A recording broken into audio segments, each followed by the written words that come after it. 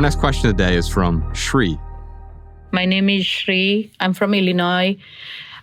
We just ended a 15-year-old marriage and we have 2 kids. I'm trying to manage expectations with my ex. So I know the expectations were a big point of resentment for me.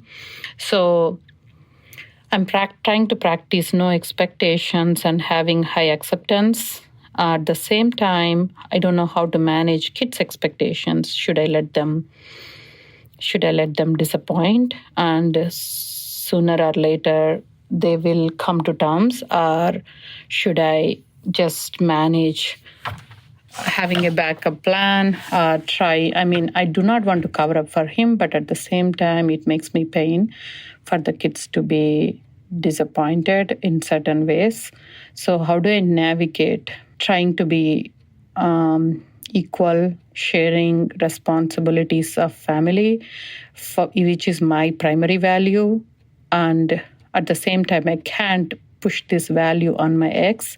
So how do I navigate on day-to-day life, holding the expectations and accountability for him, at the same time not going into insane loop? Mm-hmm. Dr. Warren, it sounds to me like Shri is beginning to understand that acceptance is sort of this tool to declutter your expectations. Because she also realized that those expectations are a gateway to disappointment. Mm-hmm. Having all these expectations of your ex, of your current partner, of your kids, sometimes it makes sense, but it's also going to make you angry. It's going to make you upset. It's going to make you discontented. But she did bring up this word, resentment. I don't want to resent my ex. Mm-hmm. Can we talk about resentment? Oh, yeah. Especially in a situation like hers, where oftentimes what I see in divorces or in people who have been in relationships for a longer period of time who may have children is that the fantasy, addictive nature of love that happens early on, usually in the honeymoon phase, has dissipated because they've been together for a long time. And so what happens in the breakup is there is so much more anger about false promises, about expectations that were never met, about a lifestyle that had such hopeful, positive future ideals tied to it that are no longer going to be. And so a lot of the process of healing after a divorce is going to include not just getting over your ex, but getting over everything that encompassed the life you had with your ex.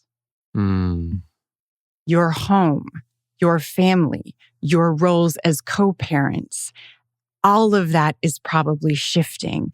And so when it comes to resentment, the number one thing I tell people when they're really angry is this: the opposite of love is not hate. The opposite of love and hate is indifference. Your goal is to come to a place in yourself where you look at your ex and you look at your old life in all of its brutal and wonderful glory and say, I see it, I experienced it, and it's not going to affect me anymore. I love how she said lowering her expectations, but living with a high level of acceptance. And Josh and I, we often talk about living with low expectations, but high standards. I think acceptance might be a better word there, because the more we can accept, the more we can kind of find that indifference where it's not making us happy, it's not making us sad, we're just accepting what's happening to us. Now, she brings up the kids, and she talked about, how does she manage her kids and how does she manage her kids' expectations? But man, I think about when my mom and dad split up, it drives me crazy that they would totally just talk trash about each other constantly. And it really affected me because I would look at my parents differently. So with Shri here, I think the best thing you can do for your children, which it's so easy to give advice about kids when I don't have any. But the best thing to do for the kids here is remind your kids, yes, your father loves you. Yes, your father wants the best for you, and try to keep the negativity out of it. You don't want to lie to the kids. No. But you certainly don't have to, badger or, bash their dad. When he does something that when he doesn't meet an expectation. Yeah, your kids are going to have expectations for sure. Mm-hmm. You don't need to hand them your expectations as well. Yeah. Another thing I'd add too is never underestimate the power we have to solicit cooperation by asking questions rather than making demands. So if you're expecting something from someone and they're not coming through, it can be helpful to say, hey, is there something going on that's making this an unattainable goal for you, that's making this unrealistic? Am I asking for too much or asking for it in a way that just doesn't work for you? Or is there something I could do to support? Here's what I need. Here's what I'm expecting.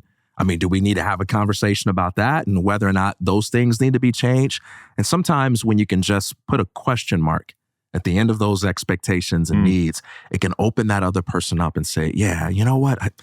I am struggling. I don't think I can do Monday, Wednesday, and Friday. I need to change it up because of my schedule and this and that and that and this. And then that can create the space for new possibilities to arise. That's never a guarantee, but that's what makes it so powerful. Because when we argue, when we debate, when we list our demands, that's the realm of guarantee. That's the realm of familiarity. But that's also the realm where we repeat the same old results. It's the questions, it's the uncertainty, it's the risk of vulnerability and openness that creates the space for something new. Did you enjoy this standalone Patreon highlight? If so, you can listen to full episodes of the Minimalist Private Podcast, available exclusively on Patreon. Visit patreon.com/theminimalists or click the link in the description. Your support keeps our podcast and YouTube channel 100% advertisement free.